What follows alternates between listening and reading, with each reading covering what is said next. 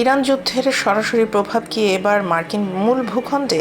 মার্কিন গোয়েন্দা সংস্থা এফবিআই, হোমল্যান্ড সিকিউরিটি এবং ন্যাশনাল কাউন্টার টেরোরিজম সেন্টার সম্মিলিতভাবে একটি জরুরি নিরাপত্তা বুলেটিন তৈরি করেছিল।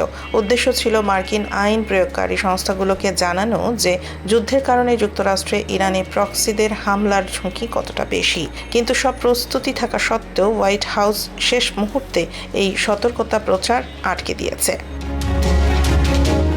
কেন এই সিদ্ধান্ত? হোয়াইট হাউসের পক্ষ থেকে জানানো হয়েছে বুলেটিনটির তথ্য নির্ভুল কিনা এবং তা যথাযথভাবে যাচাই করা হয়েছে কিনা তা নিশ্চিত করতেই এই বাড়তি সময় নেওয়া হচ্ছে। নাম প্রকাশে অনিচ্ছুক একজন কর্মকর্তা জানিয়েছেন, তাদের মতে বুলেটিনটি অস্পষ্ট ছিল এবং পর্যাপ্ত বিশ্লেষণের অভাব ছিল।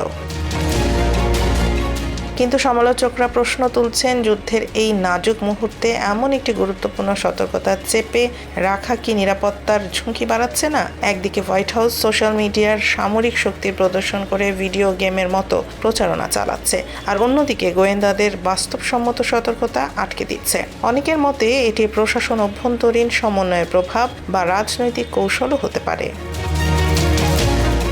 মার্কিন প্রশাসন বলছে তারা তথ্যের নির্ভুলতা নিয়ে কোনো ঝুঁকি নিতে চায় না, কিন্তু পরিস্থিতি বলছে অন্য কথা। সাধারণ মানুষের নিরাপত্তা নিয়ে এই টালবাহানা কিসের ইঙ্গিত? বিষয়টি পরিষ্কার হতে সময় লাগবে।